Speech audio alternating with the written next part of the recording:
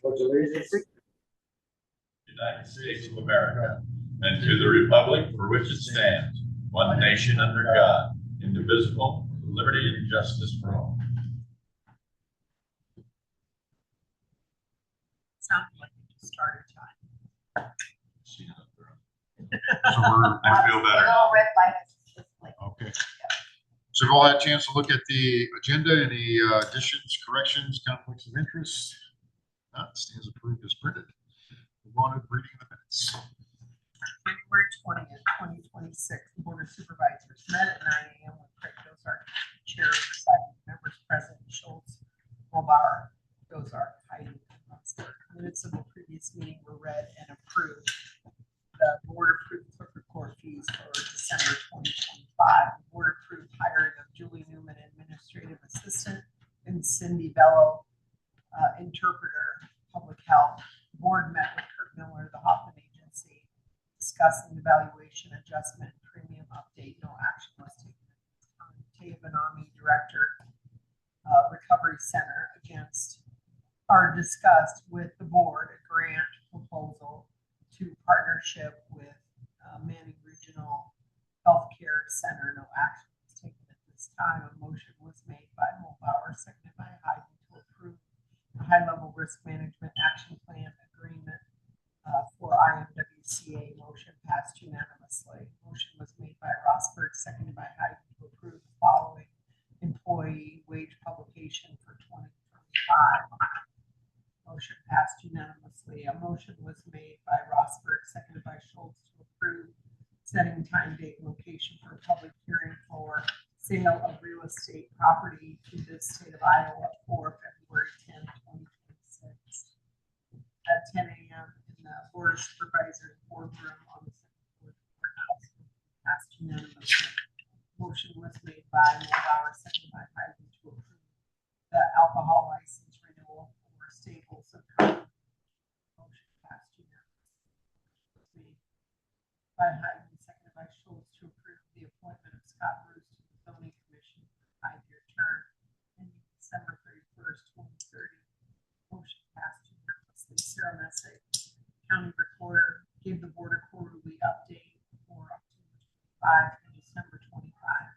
Motion was made by Schultz, seconded by Heidi, to approve the recorder's quarterly report. Motion passed unanimously. Motion was made by Mulbauer, seconded by Rosberg, to approve the treasurer's semi-annual report, July 25 through December 31, 25. Motion passed unanimously. At 12:10 p.m., the board went into recess. The board reconvened for budget work sessions with department heads at 12:45 p.m. Motion duly seconded for adjourned at 4:10 p.m. Agendas for the next meeting.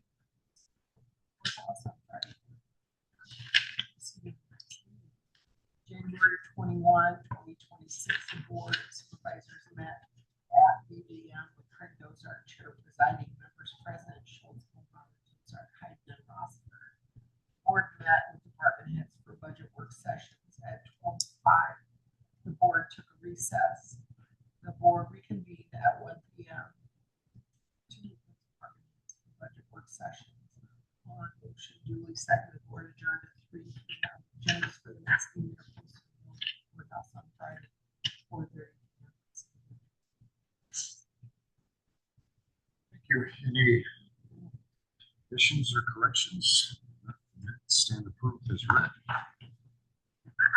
Move on to supervisor reports. Oh, great. I want to start with the but not necessarily formal meetings. One of the things that I've been trying to work on is that room for the addiction that Dave talked about last week. Kim has some ideas possibly over at public health, but we need to think about exactly all the settings like that. So that we're all on the same page. But also as a backup plan, possibly what they call Patty Ritchie's school behind where Jake used to have his. That seems to be a pretty big space. It has its own entrance and exit, that could be used hours and after hours. The thing that we need to make sure of is that that lock on the other side that you could get into the courthouse, that it was not accessible. And they are going to look at that room after the meeting to see about, I kind of forget how big it is and how many. So what we need to know from Taya is how many square feet they need or what the expectations of this meeting place is. It's my understanding that there's two different needs for it. You know, when a person just needs to have that one-on-one, and then I think we also need a place for group. You know, so we're not man, just like we don't have a license for. Or they use a conference room downstairs for that. Well, those are some things. You know, the deal is having the courthouse. You know, during business hours, it's one thing, but then after hours, it's sure, different. Sure. And I just don't feel comfortable. But that our meeting space over health would be perfect for that after hours situation. So we just need to coordinate and see what hours they're thinking, how often they, you know, just kind of get all the players in the same room possibly. Because when someone's gone to the extra work to get the grant to make this staff to do it, and transportation and all they're asking of the county for our county space. But we do also have to be aware of working hours versus after hours, and just been working on that. Been doing some research on just budgeting some things, just kind of working on a little bit. But otherwise, tomorrow at 8 I have decaf, and at 10 I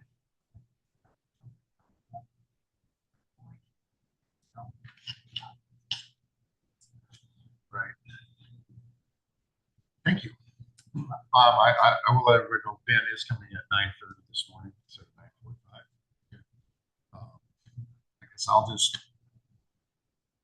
piggyback on Gene. I have 28E today at noon. I already emailed them and said, hey, you have 4 closed sessions. Nobody knows how long this meeting's going to go. But I do have that today at noon. Had Wesco meeting yesterday at noon. I did talk to Starla at Wesco about having maybe someone contact Jeff as far as, hey, if Jeff said we're going on vacation or sick, gone for an extended part of time, who are we going to have do some cleaning at the courthouse? And so she gave me the name of the person whose name is Sam, I guess, and she was not in the office yesterday, so I'll contact her this week. Maybe have her meet with Jeff or however they do it, just to make sure that we have the basics covered. That Jeff is gone for a long period of time. And Wesco itself, I'm going to just pass this around. Deidre Brown, the Chief Operating Officer, kind of put together highlights for the year that Wesco had. So I'll just pass that around. You guys can flip through that. But Wesco's having some financial, I guess I would say, financial issues. They're having some problems this year. And specifically, it comes from the fact that Medicaid pays by tiers, you know, tier 1, tier 2, tier 3, tier 4, tier 5, and tier 5 being the highest that they pay the most. And Wesco has had some of those tier 4 and tier 5 clients that have either passed away, left, went to a nursing home, went to their own home, meaning relatives take care of them. And so they've lost some money this year. And so they've made they're in the process of doing some management decisions to try to turn the boat around. And it's hard, you know, you don't turn a boat that's $10 to $12 million a year in revenue around in a day. it's a cruise ship. Exactly. And so it's taken some time. They made some projections at our December meeting, about what they predicted January was going to be like. We're exactly right. So their predictions for the rest of the year is that they are going to slowly get to a point where they are making money on a monthly basis, and with some decisions that they're thinking about doing, it should make for a profitable 27 fiscal year. But they are having, like I said, just some financial trying times right now. I mean, they have a lot in reserves. I mean, it's not anything that is drastically affecting them. But on one note is that Wesco turned 60 this year. So they've been in the community for 60 years, which is amazing. I didn't know that they were here that, but they turned 60, and they're going to promote that and do something, get the community aware of that 60 years. But Gene, yeah. I have a quick question. Does the bake shop numbers go into that number as far as that things don't look quite as and that does affect, because the bake shop is not making money. Yep. That's kind of been a struggle for a while. Yeah. Well, ever since reopened, I mean, they put a lot. We all know what that building was like before, Right. what it looks like today, and you can see the amount of money that Wesco put into that building. And the big It's signs out substantial. front, I think it's hard, too, with all of the different, places that get that energy drink. And I think that I think when they opened, there was only one other place, or maybe not even. I think there's two other places that was competition.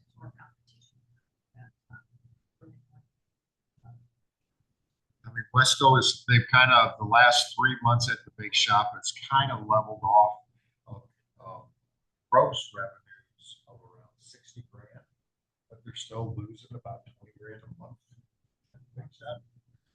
And so they're trying to, it's gotten better, but it's still not good.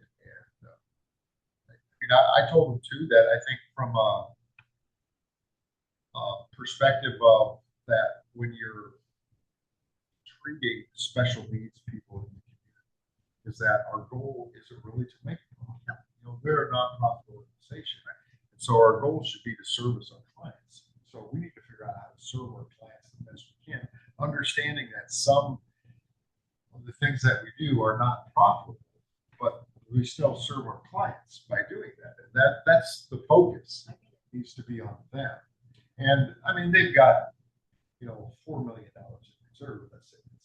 So they're fine that way. But losing, well, we can't. every month. You're right. You can't lose money every month forever and still be around. So you have to right the ship. And like you say, when it's a battleship that's that big, They'll get it to figured get out. it turned in the right direction. 240,000 a year. Yeah. I remember 11 years ago, and the bake shop almost closed, and then they had the private owners come in and kind of kept them alive at that time. Always been a struggle. Yeah. Well, makes sense. Right. Food is a real, and as an example, fresh donuts, don't know how many to get for sure. And so that day, those sprinkle donuts didn't go very well. Then the next day, they're a day old, and nobody really wants the day old. And there went, so the struggle is everything. It's not like day old prime rib where you put it into. Yeah, exactly. This. Or chicken turns into Right. chicken salad. Yeah, exactly. Yeah, the fresh baked stuff, and I sometimes myself, you go in there, that's one bread, typical $3.50, $8, See, I mean, you go into Hy-Vee and the day before stuff in the bakery. Yes. And you always wonder if that reduced price, is that even making a profit?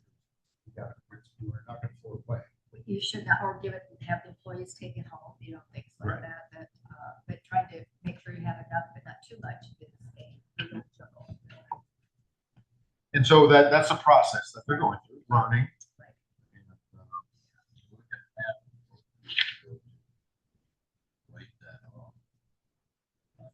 Good point. Profits out, they have to deal with that. Like the pork and bridges that did that.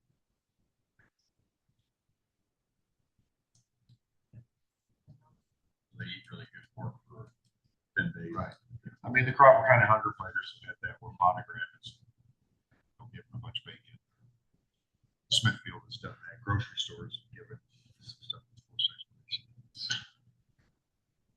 That's all I got. Ty. Well, I missed my meeting yesterday. I left my tablet in my truck. Got about halfway back to Charter Oak, and it's 2 o'clock, and I'm gonna grab the tablet to do my ag meeting. Have the phone and, that's it.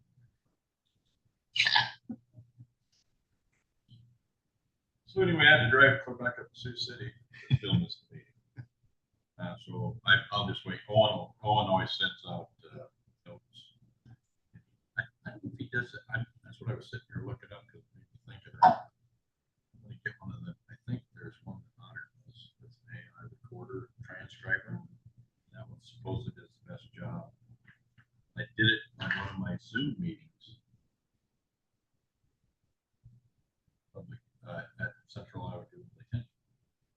I did it for that. I was working that, and literally when they would announce a topic, it caught all that. And everything went after that. Every time they would announce a different, so like the agenda, they'd announce the agenda point, and it actually was transcribed. I thought, I hate this. That keeps it pretty dang organized, So AI is getting smarter by the day. Yeah, it scares me. Yeah, it scares me a little bit too. But so I missed that, but the one to put the notes out.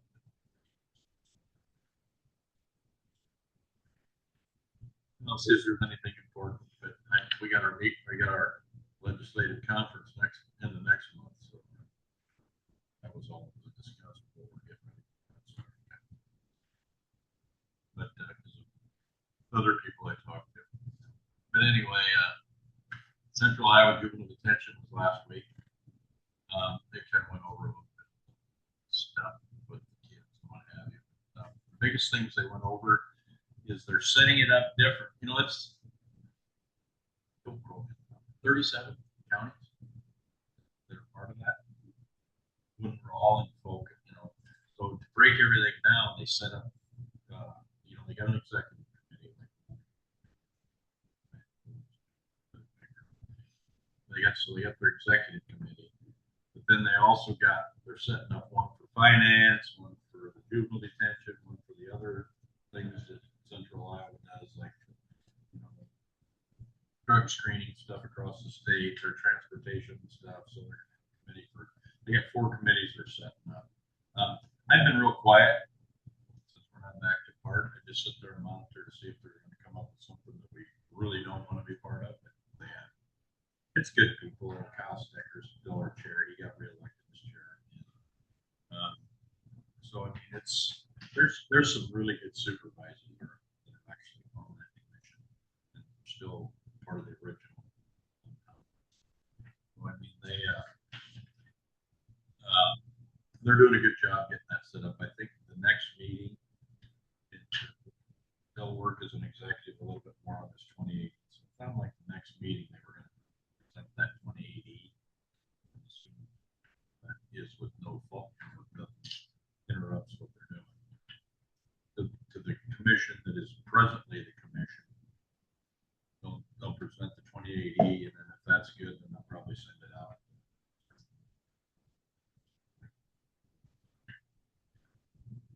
See if we want to be part of it, bring it to us. I'm assuming we will. I'm waiting to hear one thing. There's been a discussion, like when we originally must have been part of Cherokee, we had to kick in some money to help get it started. Is that right? I don't know if it was when we started, it was midway or something. They were experiencing some financial trouble, or. Yeah, G Minor's tells the story. It was his first day. Oh, really? Going up to the board meeting, they had to let go of that current for some financial reasons, and they were in the red at that time in the membership counties. They paid like $20,000 to $25,000. I know. Kind of on the back going on. part of that, I think. How long ago was that? They had some worse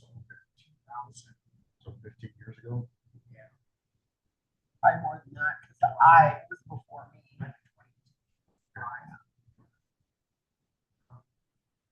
I think part of that was they were locked into some rates at the time. Oh, Well, that was the other thing. There's, there's the other part of this. And I don't know if this is slowing down the 2080 process. They're trying to get an audit done. All the records and stuff, make sure. Yeah. People that do the audit are doing the forensic audit. Who's on the audit? Thank you. I don't have a clue. But, sounds very specialized. yeah, they're the people that are trying to recruit Terry in a few years. They want the good audit. There we go.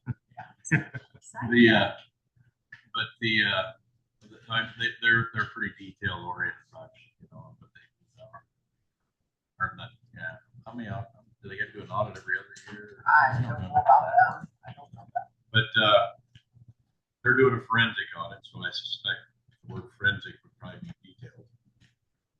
And they're going through all that. They don't talk about it openly. It's in the closed site. Yeah, right now, since we're not an official member county, that's not. So I have no idea. But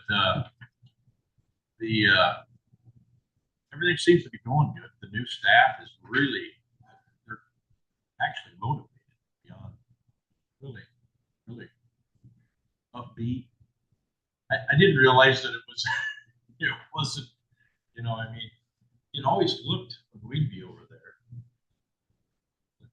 pretty decent, but like Lance Grove, Barn Grove, now it ain't Barn Grove, that's how I was taken. Well, anyway, Lance is the supervisor from Hart County. It's on there. And, he's there all the time, so he sees a little bit more. So, he's seen a little bit more. He was the one that was bringing some stuff to everybody's attention. And obviously they were an original county. And obviously he was seeing more, and he was keeping Kyle in the loop, because I think he was always our second, third vice chair over there. So we have 4 vice chairs, and these separate committees are stepping up. Each vice chair heads one of these separate committees. We can bring it back to the executive. And executive, Latifa, which one she got? She might be finance, but she's extremely detailed. When she goes, she might be a good auditor. She goes through stuff. That seems to me like another big ship that had to take time to get it turned around in the right direction. Same thing, exactly. And it is a big ship because they have got a ton of movement. And it helps finance the whole thing, because I'm not sure, like you said, you have to kick in more to help that now. It's probably because of negligence more than anything. But, juvenile detention, just like our jail, because of Medicaid and all that types of things, it's not a profit generating organization. So that's why Tony started getting into all these other things to help offset costs that were on the negative, in the red on the juvenile detention side, because getting the people costs more. These kids can be hard to deal with. Let's just do it. And so it's hard to keep good health, because they get tired of the else they have to do. So but they've got a really good crew now. They seem a lot more motivated. So I think it sounds like you don't get to talk to the employees because they're all up there working. But it seems like the whole place has just got a whole better attitude. That's the vibe I get, And I do very little talking. I know that's hard to believe, but I do very little talking now. And you're lying. Anyway.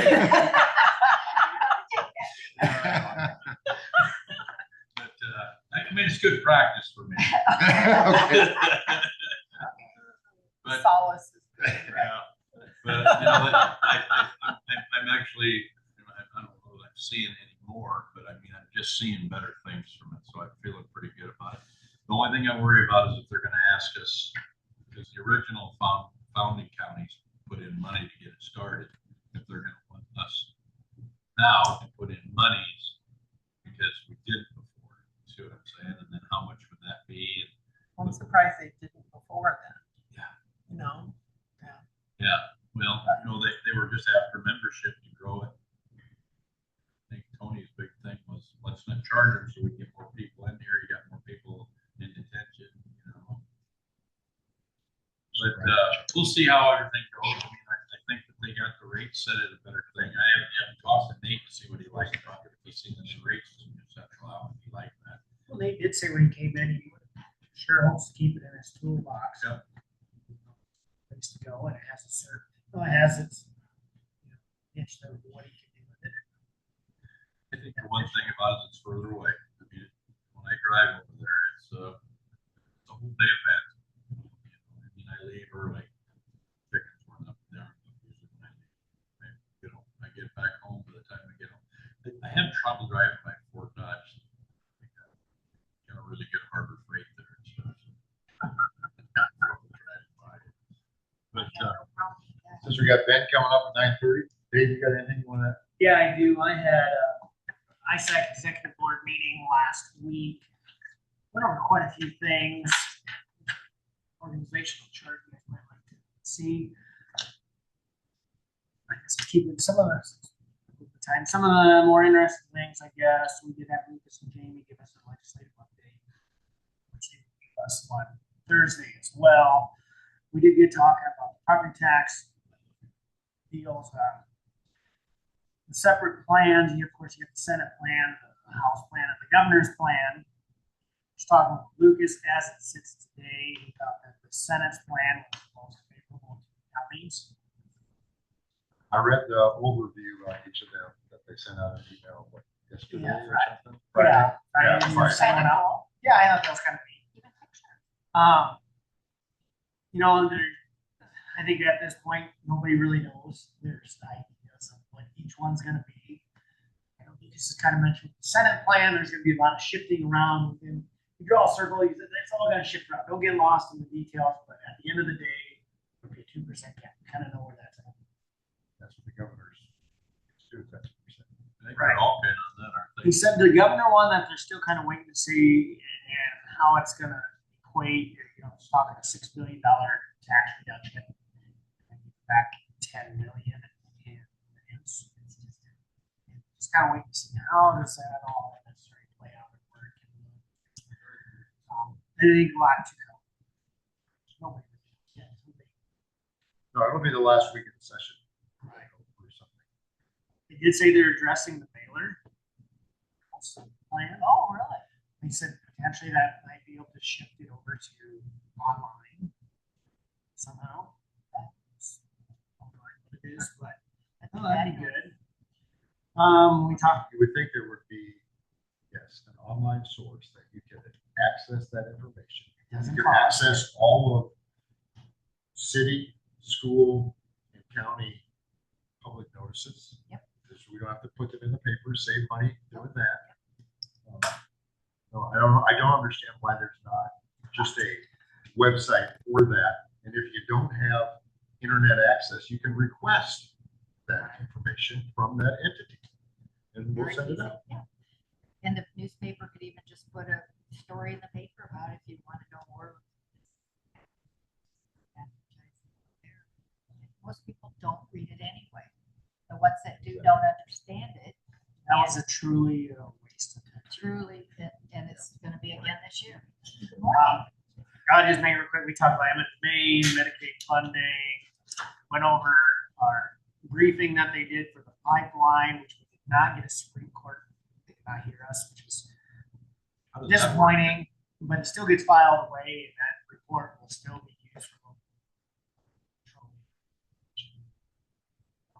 So it wasn't a total waste, just didn't get as far as. How can it be used for local I mean, it's- control advocation when they refuse to hear it? Well, for other instances, you have to report it. And the district court said, no, the Fed's got.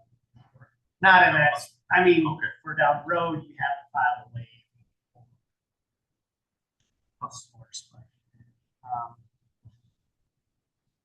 said, we'll be doing open meeting training and combining maybe with meeting up more regularly with school boards, league of cities, and RESAC. So they meeting about eminent domain bill today. Got a message at 8:16. Domain will happen today. Right. Yeah. I would sure think you're hoping they would be there. Some landowners are there. Just found out about it last night. People are, Jessica from the Sierra Club sent out a message.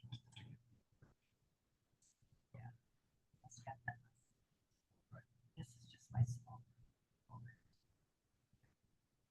So, Start watching it very closely.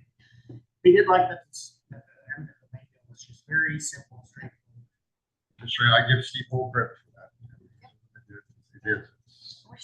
So some short, succinct, and to the point. Right. When does it take effect immediately if it's passed? Does it affect the summit, or does it? I don't know the dates on it. Has anybody else heard? I mean, if that bill is passed for eminent domain for carbon pipelines, is that? But it still would have to be passed by the Senate and signed by the governor. Right, right, And then, right. once they have a date on that bill, it takes effect for July Was 1st. it the Senate side or the, because the House stayed real simple, just, you know, Where's the Oh, House eminent that, domain. House that passed, Senate. Yeah. Senate. Senate Majority So is it Leader. the Senate working on widening their corridor to, without having to refile? I think that was one of the things.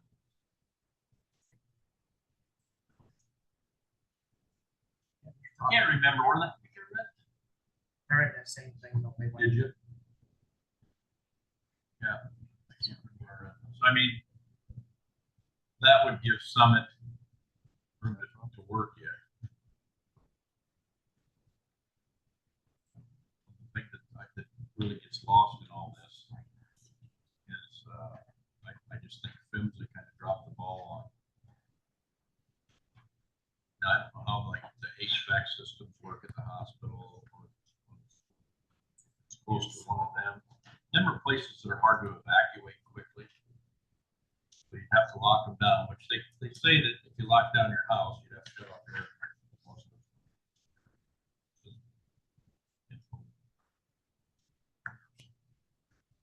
But, you know, if you couldn't get away from it in time to get on the cloud, yeah, just lock down your house.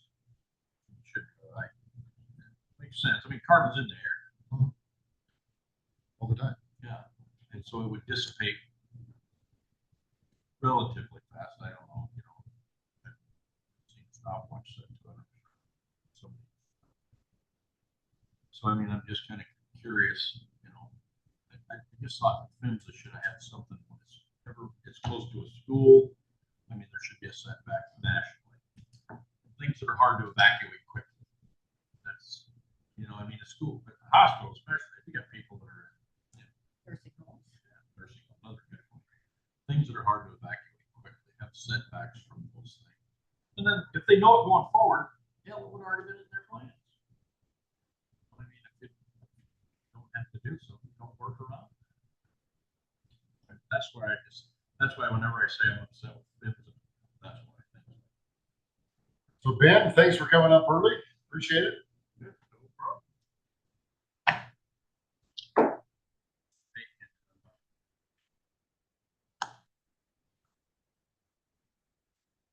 Sometimes you wonder with the state, you know, could have got away from the whole pipeline and so they just running the pipeline down the interstate. They already have the interstate system. They could have just ran it right down, right through the state, right down the interstate. Interesting.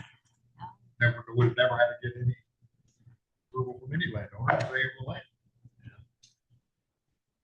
They got easements, well, they're Exactly. pretty darn wide.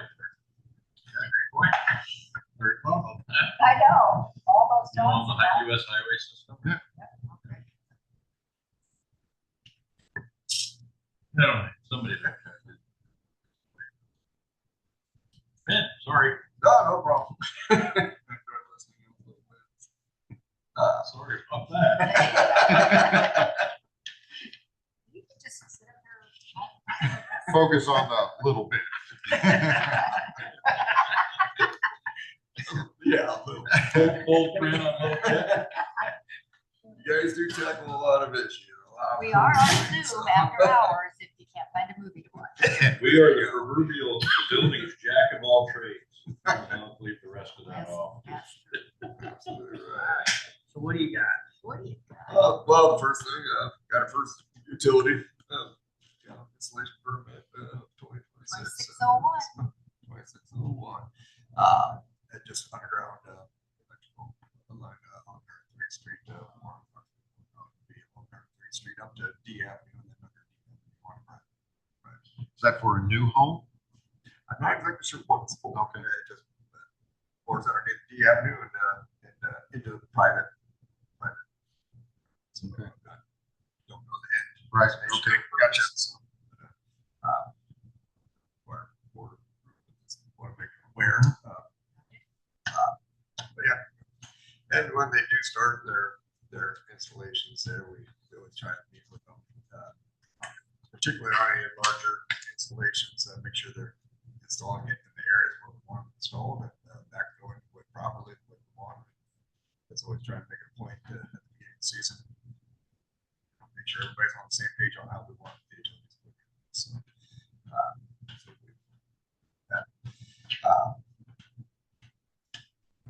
did have our project letting for the HMA last week. Asphalt paving company, LC, was the bidder on that project. We'll talk about that in just a minute here. Before we talk, get into that, our crews, of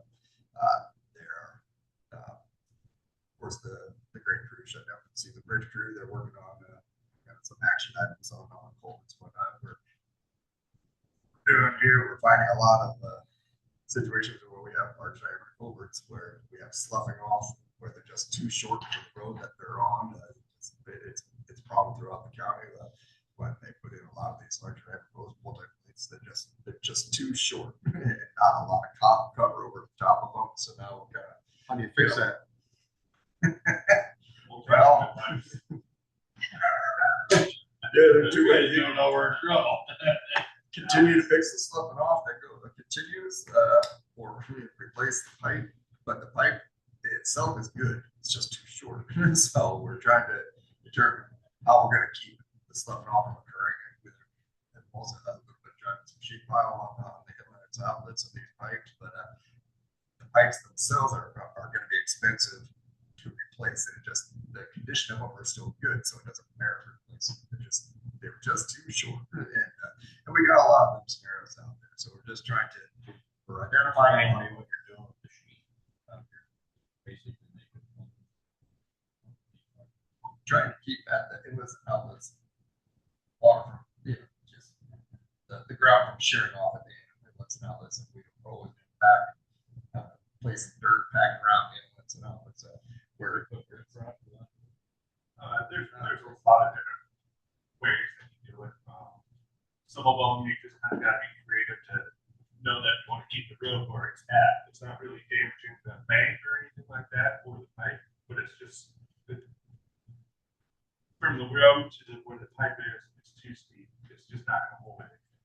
So you can put like a piece of plank in there with some highlight, or you can create some way of a wall so that when the water comes down, it kind of curves around and it doesn't get anywhere close to the culvert. There's multiple ways to kind of fix it, but that's a band. Because the roads and the equipment are still getting bigger. It's a band-aid for now.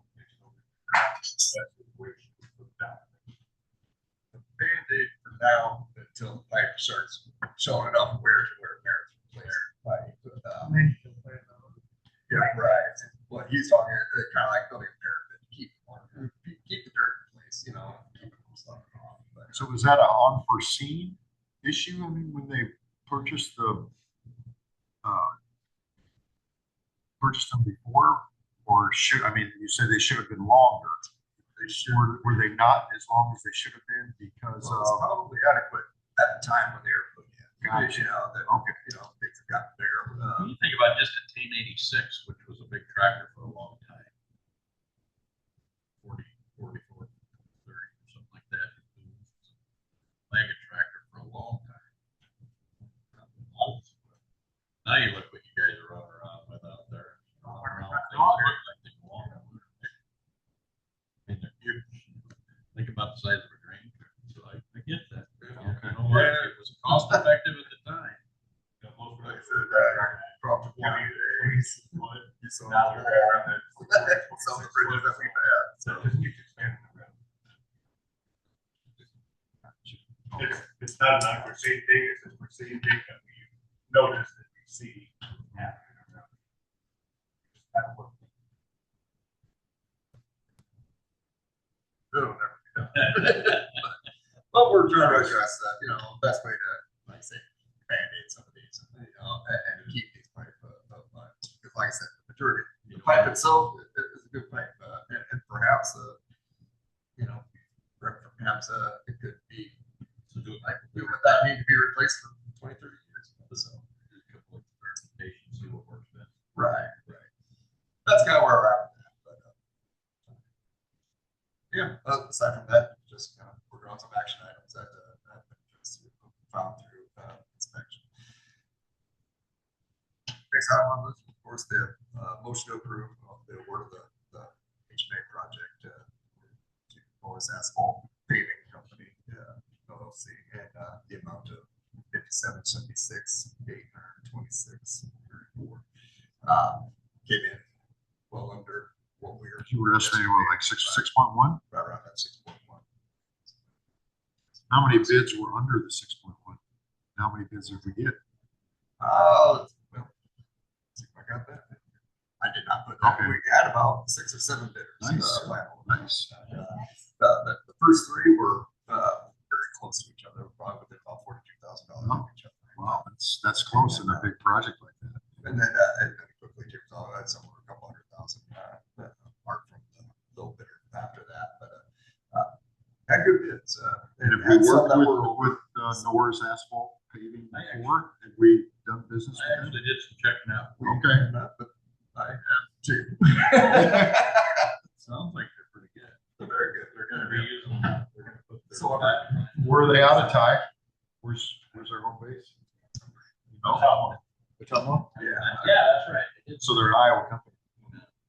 Yep. No, I think they've done a lot of work here, just not for us. I think they've done a lot of Carroll, Dave Paulson. I've heard good things about him. It's with Paul, you know, he's heard good things about him. So they'll do good work for us. Okay. Nice. Yeah. When's that gonna start approximately? Darn, I forgot to look at the late start date, but I believe it's June. It's in June. Okay, It's something a around late start date, but Any I idea think it how long started. it'll take? That's They what have I asked. 120 working days. Somebody's Right gonna around ask 100 me. working days. 100 working days? Okay. Otherwise, there's- Somebody Don't will quote me on ask. that, but 4 months. you know, I don't anticipate that it'll take them all the entire. All right. Weather permitting. It's a pretty straightforward project, but like I said, with the bid being, you know, a little bit under what we were anticipating, we may try and sneak a little more material on that road. You know, we may discuss that with the contractor. We're able to talk to the contractor. So we're not able to talk to the contractor until the contract's signed. We read it, we sign it. Talked to L51, that road really is in need of this overlay. And any more structure that we can put out there, having a little more. Oh, you need some more depth. Right. It probably wouldn't hurt anything to try to sneak a little more out there. Like I said, we're not able to talk to the contractor until all contracts have been signed, reviewed by the specification. But it may be something that we just gotta see about trying to lift thicknesses up. So they're gonna do that, they'll dig out a trench on each side where we're widening, and how they did that before. Yep, they'll Back that. Like, put some rock, subgrade in that. probably won't put rock in, they'll mill out down the depth that we want the asphalt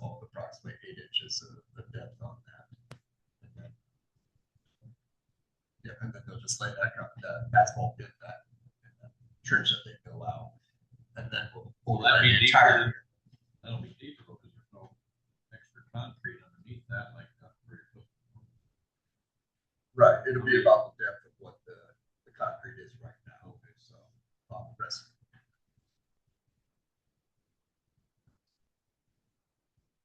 And then over top of that, then of course that, we'll overlay that with two lifts, over the entirety of the existing pavement and widening. It's pretty typical how we've done our widening in the past.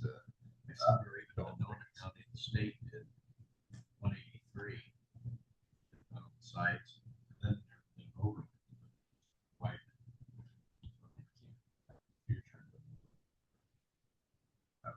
So in my opinion, it helps seal that edge. Putting overlay over it, you can't just widen the pavement. I anticipate it's got to be better having that seam sealed up with a. And Ben, just remind me, how's this being funded? Partially federal aid. How much is the federal aid on this project? Do you remember? It's federal fuel tax dollars, right? Right, that's what I thought. Paid so much, it's our fuel tax dollars. 25%. 2.5 million. Okay, 2.5 million. 2 million in FM funds towards it.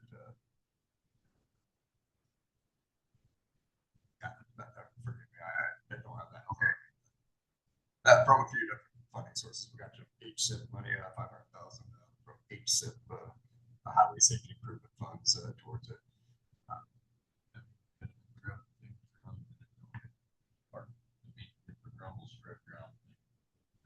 Yeah, that those are the safety features. The widening is a safety portion of that, so it'll get eaten up. Widening the rumble strips, the wider pavement markings, center rumbles. It'd be just like Dow City, Buck Grove Road, right? Right. Yeah, that's a nice street. A little bit wider. And there is some local county money that is involved in this project. Some, yes. You know, how much or? What I have to Okay. I'll get that from you later. See? That's good. So is that amount then in next year's budget for you? Maybe next year's. Next year's fiscal budget, or was it this year's fiscal? This year's. Okay. I don't believe any local funds.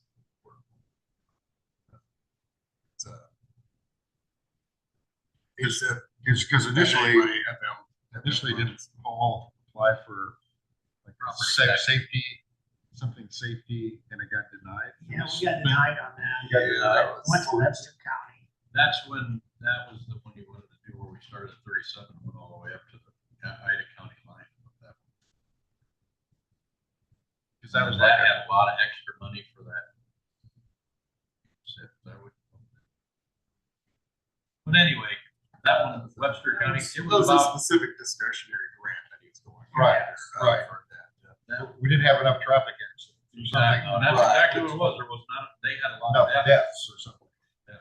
Right, we just weren't able to show we're at a positive cost benefit ratio to it. Good job for driving safe. It's a good thing we didn't have a lot of accidents in that direction, but it doesn't get you funding. Yeah, so, I mean. But currently it's funded by you're saying there's no Crawford County taxpayer money. Property. Let me make sure of that, Craig. Like I said, I don't want to tell you wrong on that. I have to see where the funding sources are. I know a lot of it's funded FM money, HSIP money. Right. I wanted to make sure. All right. Remember where our funding sources are. Matching funds probably, if anything.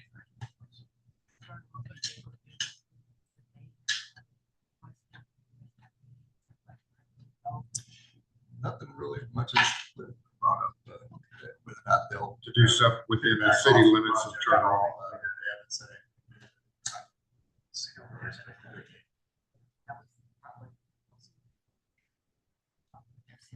Our small towns are so limited on their. Surrounding counties are. Things just They look appear. at, a lot of contract. What the hell is that? It's like, not knowing it's a contract. Good idea. And, like, better prices. Need a motion? Okay, yes, yes, we do. Sorry, we're having a lot of discussion before the motion. Do we have a motion to approve number 4? I'll make the motion to approve the awarding of the project. Let me read all the numbers. Widening and HMA resurfacing L51 from South Corporate Limits, Charter Oak, 15 miles down to the intersection of Highway 37. Norris Asphalt Company, LLC. Amount of $5,776,000, or excuse me, $766,826.34. I'll second that Motion and a second by Gene. Any further discussion or questions for Ben? No. Move on to roll Which I'll get call. some answers to on some of them. All those in favor say aye. Aye. Chair votes aye, motion carries. Anything else, Ben?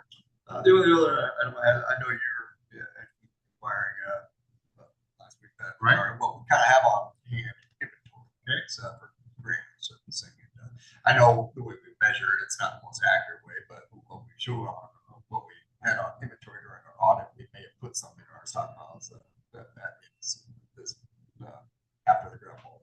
Around that 60,000 ton is what we have on hand for gravel. I didn't really look at the limestone. Okay. That's a little more dynamic now, but that's kind of what we have for. How many tons of gravel do we use a year?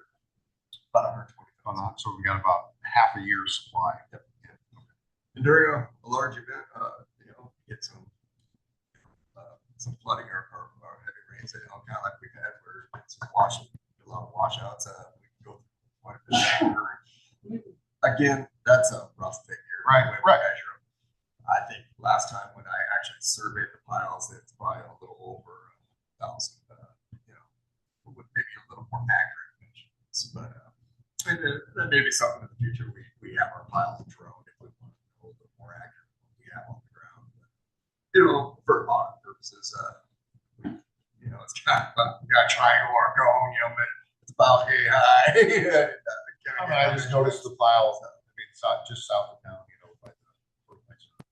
Yeah, and it just seems like that's a large pile, and it seems like it's always the same size, so. It continuously take out. Right, that we take out, put back, take out, put back. But like I said, could we ever get by a year, not ordering any gravel? Perhaps, but I would never suggest. Right. It's gonna be one of those things where you have gravel stores. No, you have to have the store. I was just curious how much we had. So thank you for that information. If you got 3 years, then maybe you could go a year without. We do, Yeah. Right. I've got a question. Now I'm through. Yes? Question. Which rail brings the rail company, I'm sure, brings down our rip wrap? Which rail brings that in? I don't know. I was just wondering, on UP, so hard to get them to stop at other places. Ones from Sergeant Bluffs on down. County having a pit or drop off down there would be closer, where it'd be less trucking and it would serve both of our purposes. That's a good idea. See what I'm saying? Yeah. I don't know. I don't know if that's like, if it's UP that brings it down out of the quarries up there in South Dakota. Though. I don't know. That's why I was asking. I guess I'm not sure. That service both. Yeah, it would. And I don't know that we really want to put that on our it's got pretty sharp. I've heard stories of the people that have on the ground road. If you had that for a base under, like if we were gonna pay, you know, we're gonna do, like even mix it into our subgrade stabilization. I wonder if that would be a good sign. I don't know, maybe it's too expensive, I don't know. I'm just wondering some different stuff to create better bases. Well, I get it. I anticipate that to do that, the cost would probably, it's still free getting it down even a little bit closer, and the cost of the product is not going to be a little bit limestone or gravel construction. I anticipate it would be an expensive product, even if we could get it. Well, they would be quite sure for it, but for specific projects, perhaps. Not sure if we would utilize it enough in that regard to have a lot. I don't know if that lot same line goes past Crescent, you know, getting it a little bit closer. Yeah, in that regard. I guess I don't know. That's what I was thinking about. I'm certain what the rail lines are. Running through my thoughts one day. You know, and the other thing is like we use that quartzite for all of our riprap.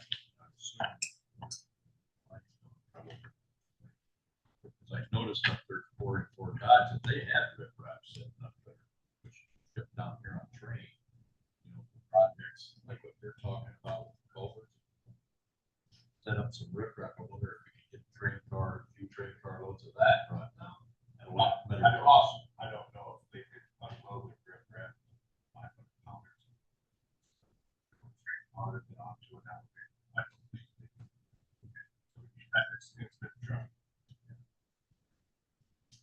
Okay, just a thought. I mean, I'm just trying to figure out when you guys were talking about that, I started thinking about the riprap. I thought, yeah, that'd be expensive to put all that quartzite on all these poles. There's no constant flow on it. We're about it melting, but you know, if you do it for something like that, that might be. I mean, that might be something that's cost effective enough to set not very good. A lot of times, like on certain one of those projects, you know, we'll try to use that erosion stone, which is smaller ones, okay, which does the same thing and lasts longer. But it does the same thing. You don't have those bypass operators out there. It helps a lot, basically.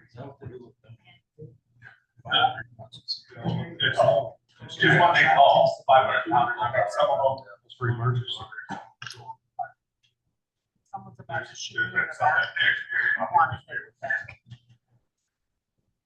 Just some I thoughts. thought that's what Dave was. You're absolutely right. That is, Yeah, Dave should that material is jump in gonna be between 20. us and garden and Still, I know. that is the product that we like to use. It's basically Yeah. forever. Yeah. We're limestone, make you know. sure all my.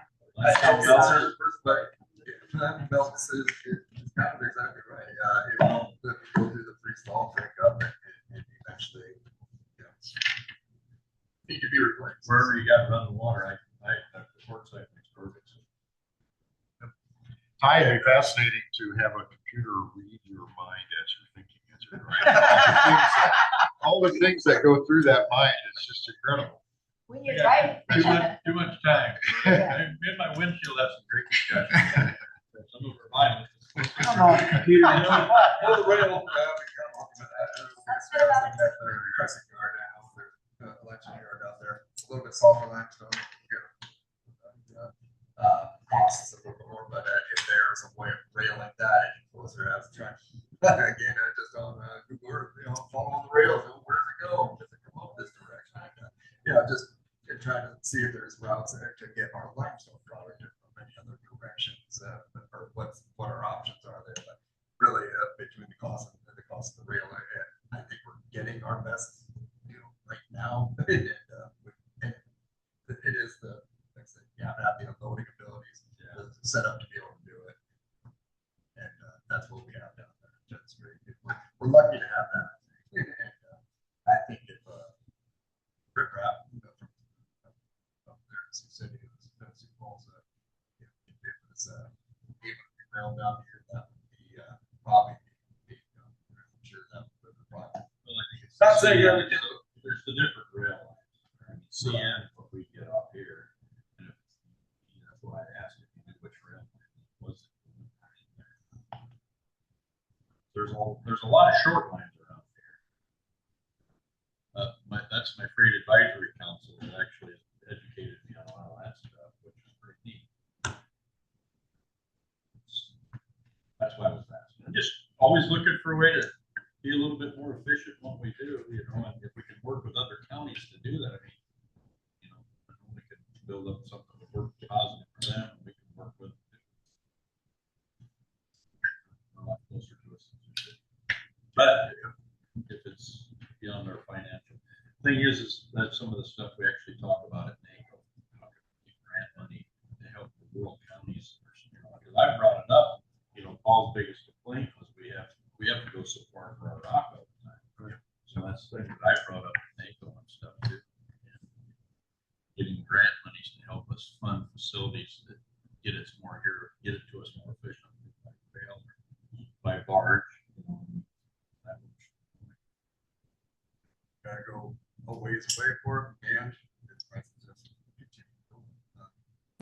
I know suppliers was in the office yesterday, looking at contracting for 2027. And got what we've done. You know, right now our gravel has been made since last year. You know, what will we use? This gravel, and so we'd be looking at doing the same for what would be made in 2027. So looking at how much gravel we want to contract possibly with them to be paid this summer, to be used the summer after that, 2027. And that's a good deal because we're able to get it on the ground this year, not have to pay for it in 2027. Lock it in Split it this year's between price. those years. It helps us have that flexibility. We get in on this year's prices then. Well, I don't know. Yeah, I'm sure he's looking out, kind of projecting prices in the future, but they have to come up. So again, like I said, we haven't really increased our grade to the budget, but we're just going to get fewer tons for it, you know. At least that gives us the flexibility of, you know, at the end of the fiscal year, so, okay, we got a little more, we can spend that before July 1. And then pay the remainder of that after that next fiscal year. So it gives us that little bit of flexibility. Because most of them are gravel on a road. So how much of that is on the highway? I think all that's local. That's what I'm asking. Yeah, rural basic jobs.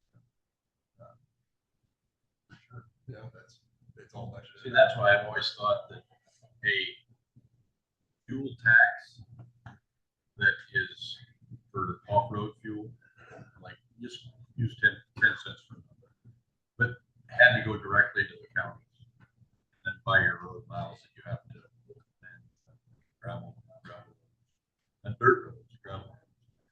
And, you know, the state's got how many gravel roads? I'm going to go ahead and go with 0. I don't know, but I'm just saying if that came straight down and divided to the 99 counties, it would help that, which would take a load. It's people that are using that then. What's taking on the Based on property. miles of gravel road that the county has, not Yeah. based on population. Yeah, exactly. And then you got a property tax lowering, because not everybody drives that gravel road. You see what I'm getting at? That's why I thought that would be a, you know, nobody's talking about that. Bring that up if we ever get a hold of Steve Holt, if he ever calls in. Bring that up because that's a great. Yeah, I mean, That's it's if it's going to you guys' roads, from my understanding, Farm Bureau would need to have it. If it comes straight back to the county. That's the whole thing, is to know that it goes back Want where to it's go needed back and where that that money's coming from. Des Moines and Cedar Rapids or like wherever. it goes. basing it on gravel roads. Yeah. That reduces Dallas County, Polk County. Exactly. They don't have. I mean, we got a lot of gravel roads maintaining property taxes doing it right now. How many miles? How we many got? dollars would that take off? We got 1,200 miles of gravel Probably. roads. Good number. Gravel roads probably around that 880, 12. 1,200 total. Total. And even if it didn't take away from all the property tax asking, it take a significant part away on the gravel purpose. I mean, that'd be helpful. I did think Well, it's that help the more rural counties. they are talking about severance tax. They must be Are they? listening. We're listening to, yeah, I see this. I think Two Connor's- articles, one was excise and one was service. Yeah. So they're talking about it. That's So- good. It's working. It's working. But they talked about the consistency of that. Did you notice that in that article? Talking about how it would vary. Well, I did, I mean, I brought that up in a Doge meeting. Did you get? And they had never heard of that term before. And my daughter called me like a week after and said, just so you know, Dad, but your severance tax has been used like 3 times in governor meetings with the legislature this past week. Good job, Mr. All Doe. right, there we go. You know, that's how Texas floats it with no, but they don't have any of these taxes. Right. And, but we don't really know what we have underground here, to be honest with you, because they say Southern Iowa could be back. I don't know. But, I mean, we don't explore those things because it just doesn't get talked about. I mean, explore it at the very, I mean, if it just has to help, it doesn't have to be the sole source, but if it could lower all the other stuff, where people could stay in their homes or whatever the case may be. You know, if you know, counties can get a fair amount of subsidy, especially in the rural southern state or southern counties of the state. There's some of them that got, is there 4,000 people county down there? Yes, yes, Yeah. yes, there is. Think about what they're trying to endure, you know, because a lot of them counties are pretty fair size. I mean, the farmers are fitting the bill for everything down there. Or ranchers, we should say, 'cause a lot of them are just ranchers or pastures. So anyway, I'm getting off my soapbox. Okay. Anything else for Ben? The only other question, I guess I don't know the timeline as far as budgets and approval. But I do know our equipment, I do know, that they're probably gonna be looking at, getting us a final price on that, coming down, taking a look at our existing, you know, what our trading builder. And, we're probably gonna wanna move on that if we're gonna get that in something that's gonna be agreeable. Took some time finding what the hour range that we wanted. And we have Is that yours? It is, yes. It looks like low hours, good piece of equipment. Just 1300. So you wanted to do something this spring yet, because the budget we're working on now doesn't go into effect until July 1st. Correct. So, It's gonna be in this year's budget. Yeah, but It was be allowed, It'd be a 2027 budget. right, they allow us to still allows talk carry over that 2027. But, we'll wanna make sure if it is something that's gonna be agreeable, that we get on the ball and put our name on that.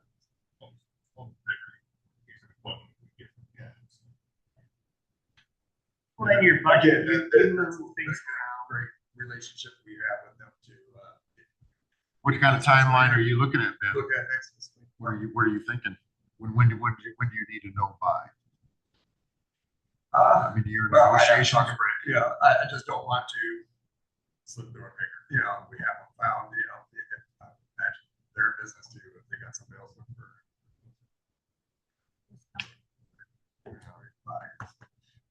Can't wait on a baby. Right, right. What kind of dollar is that? I said around 290. We're talking. What with the trade in, Right. such, it's still right at that Which, 200 or just under, okay. which, yeah, very good for them. It's paying about 95 trading. $6 if we have. How many hours is that training? That I don't know. I couldn't even begin to spit all out. Don't even try. Are you moving, you're not getting two new motor graders like we have in the past? No, probably start getting a little bit more of that rotation next year. Keeping up on our graders. Again, sit pretty good on graders. I know. How we can, To get up around that 10,000 hours. how is that gonna affect us on this 2%? I mean, if you have a low tax after this year. Get a 2% increase. We don't know. Hashing things out now. But, I mean, that's something for you guys, especially if you're thinking about it, because it's gonna be not property tax. How much are we gonna be able to max increase for the county. Yep. And how we divvy that. Like, let me. Function at 15 water rate instead of. Yeah, give them that function of 13. Chuck's advice to us from the day I got to this board was always keep your budgets on pretty thing for everyone. Increase a little bit because of inflation. Stop that piece. Yeah, you want to stay consistent.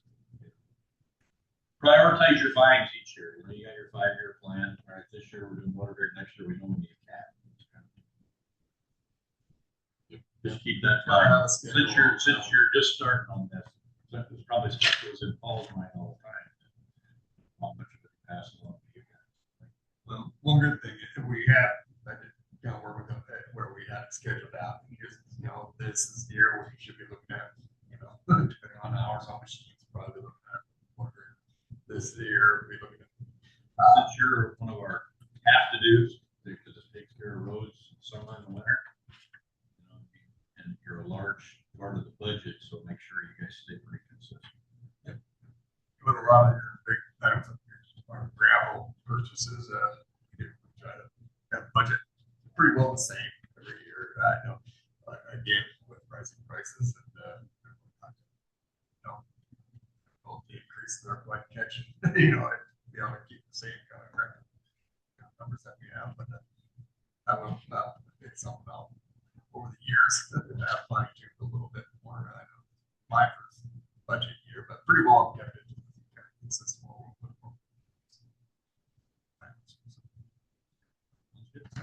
We had 650,000, I think, just for new equipment. Right. Budget. Last year we probably had a little over. Right. Again, kept that equipment down. It was 1.4 in 24, 25, 1, 25, 26, 650,000. A lot of that is we're in one of those off years that we're talking about. That direction. But again, like I said, probably usually right around that. Or just right around for program base rickets replacement. Yes, that's kind of what I have planned for, budget for this fiscal year. Not the entire year, I'm just, like I said, kind of split it between this. Okay.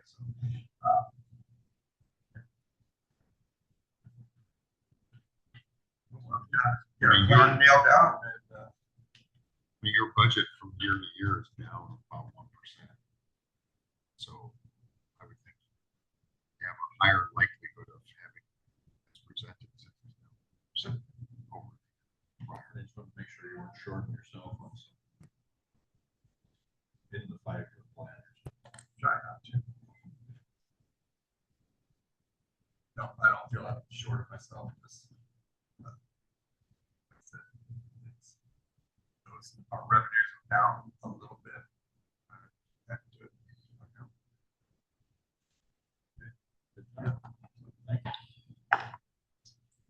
All right, Ben, thank you. This is not so cold today. What's that? Not so cold today. Wait a couple days. Yeah, it's a heat wave out there. First week of February, they say. Well, Oh, I cannot wait. over temporary. Ready for that? Zach? Oh, yeah. So I understand, Zach, you had a discussion with Mr. Bill Bruce I did, yes. That was a good conversation. for a couple hours. Yeah. So it was, Sounds like he has I didn't know that he had that amount of knowledge about EMS and him starting that up. Yep. In wherever he was, what Southwest or Southeast Iowa. There was a group of counties that got together and got some federal money, I guess, back in the, what did you say, mid-80s?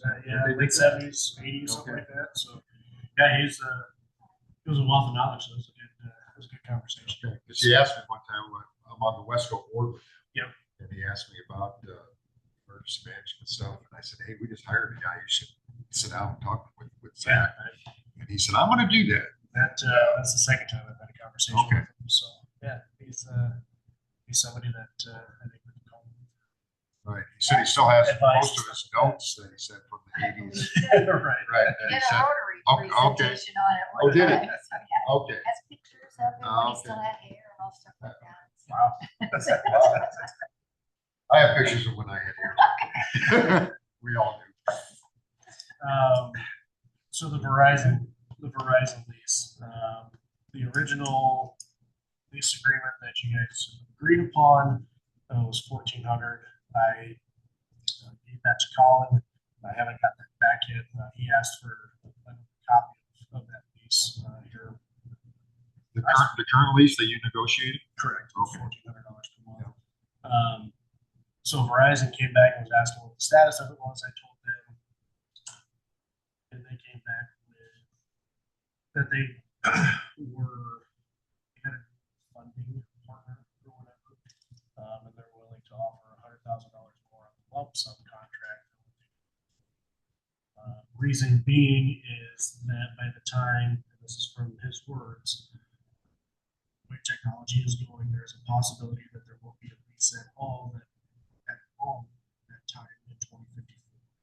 No one knows for sure, but I just want to make sure we're getting a real deal. So I was able to speak with the finance team because we have been working great together over the last few weeks, so they're willing to pay $240,000, giving an additional. If the lease only lasts for another 5 to 10 years, you are free to keep the money. So I guess it's up to you guys if you want to keep the. Wow, that kind of makes you think, doesn't it? When it says 5 to 10, it doesn't say precisely 5 or precisely Right. 10. Yep. Yep. So in that range. Correct. Yep. So at the end of the day, it's up to you guys. I mean, What do you think? How are they gonna be, is everything gonna be satellite then? Probably. Right. Well, I hate that. Satellites. I hate that. But I think they're actually starting to take some equipment off of some towers across the states. I don't know what they're taking off and how that affects other pieces and stuff like that. But I'm just presenting the information that I was. Because we kind of talked about it, we initially said we want the monthly payment. Yes. Then Kyle kind of mentioned, I think, about, man, if we took that 140,000, invested it, what our return would be. And then all of a sudden that monthly amount wasn't as great a deal as we thought. And now they're tacking it up another $100,000. 240,000. 240,000. So is there a timeline that we have to get back to them, or? So for the original agreement, it was by the end of the month. But if you guys want to explore the 240,000 lump sum payment option, I can email him and see if we can get that Because extended. I'd like to have Kyle involved in that discussion. I guess I gotta ask, were we gonna approve $100,000? Were we? Yeah. We talked about it. I thought we were. So why, I mean, I guess I was under the impression that we had consensus that we were gonna go that way anyways. I think we had a motion did we have a motion to approve, or we had a motion to let Zach negotiate. Negotiate. Zach came back with the 1,400, because they originally wanted. We like the monthly payment better over 35 years. the 35 years because it was a hell of a lot more money. But so if they decided that they're not using That's the land-based contract, yeah. communication facility anymore, then that would terminate this lease. For my, So they wouldn't have to pay out the term of the lease. This is just as long as they've got equipment on our tower. Correct. and then, so like the 240,000 letter of intent, it says term length is perpetual or surrendered 5 years after the cell site becomes vacant. You got land-based communications. It's something's clear up there that they got somebody watching over it. I think we want some towers for redundancy in case something goes. Which they are going to have towers, but they might not have as many towers as what they had before. So the coverage that you're getting from flying during ultra fly and stuff like that. So I guess is that wherever you got a large populace, you'll have towers. Wherever it's rural, probably rely more on the satellite. Because right now there's areas in southern Kansas that you just don't have signal. Still, in this day So then he also made mention, however, in my experience, with the way technology is going and how fast it evolves, I honestly don't see much need for macro sites in the next 5 years, especially with LEO's satellites coming into play. T-Mobile was the first to jump on that wave when they were planning to be next. We pay over millions a month just in rent. The company would like anyway. A few months ago, Verizon terminated 15,000 people just to cut costs. Let's make sure that we're getting a fair deal. And then we also included in the prepaids a 50% revenue split, so you don't miss out on monthly payments. 50% revenue split on top of the gross payment. Has Colin looked at that new proposal? Not yet. I asked him to come over. Colin look at that. Just try to clean that up, you know. So Kyle will look at it. Kyle will be back next week. Kind of go over the next- details. Colin's gonna be next here. week's gonna be- I'm assuming. I'm assuming you're gonna be here today. We're after the day. Let's do that. Let's have you turn that into Colin. And hopefully we'll put it on the, if he gets it looked at, contact Terry, I guess, we'll put it on the agenda again for next week. If they really have to have. We're really seriously looking at it. Have to figure out a way to, So I need to understand that. So that would be a $250,000 lump sum plus a revenue split. I'll give more information on that. Thank you. Please do that. Yeah, if we're If interested. if that would be the case, then I think sure, I like that idea. I mean, just briefly, 240 grand at 4% interest earns you, what did I have, $9,600 a year. Divide that by 12, they keep it $800 a month. They're going to pay $1,400 a month. So that's $600 a month difference in order to earn 240,000, because they're giving us 240,000 up front. So we got that in the bank. How long would it take us to put 240 grand in the bank? It'd take us 33 and a third years to get that 240,000. So it almost like makes more sense to just take the money up front. Especially for the revenue. Especially if there's a revenue. I think we need to have Colin take a look Yeah. at it. Okay. But we also need to make sure if they want it by the end of the month, So that the deal's off the table, you know. Right, is it end of this month? Yeah, which is. There's just It's the end of the week. next week. So I think Tuesday that is we need February. to make sure that next Tuesday is still gonna be the same, I'll on tell- for next Tuesday.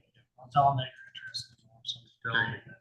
Just explain to them that our. Right, we're interested. process works, they can slow County it. attorney's looking at the contract. Over, and then one of the supervisors really needs to be here for the votes. You know, because this is also a 911 thing, they contribute to the funding of the communication. if you at least let all that, We need to have go trial. on next Tuesday, get rid of it. That should be. They've been great to work with, so. They need it sooner, we can make that happen too, though. I don't see that being an issue.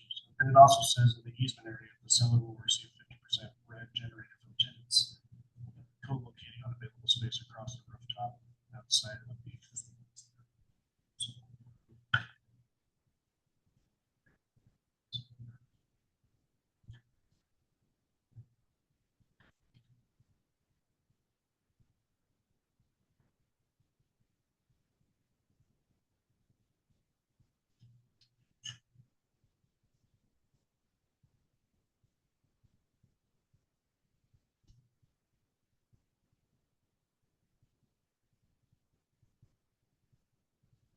What do you think it says, Ty?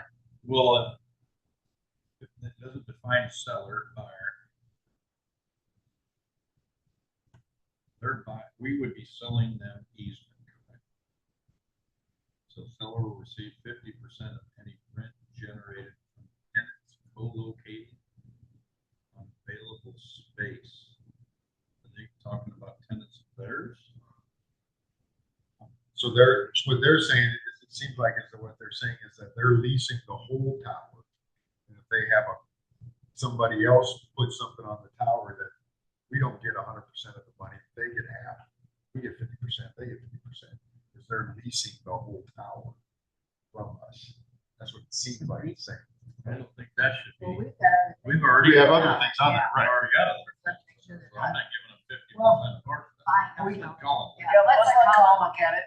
Otherwise, we're just sitting here guessing. Yeah, get into the weeds on it and, Tell them to get dig deep. definitely, that. Something sounded kind of airy.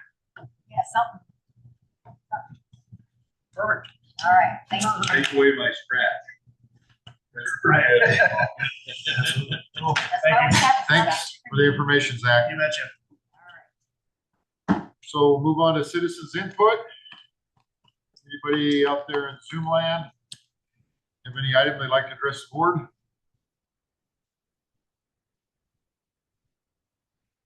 Okay, we have no one in person. With that, we'll take a 5-minute recess and I'll talk to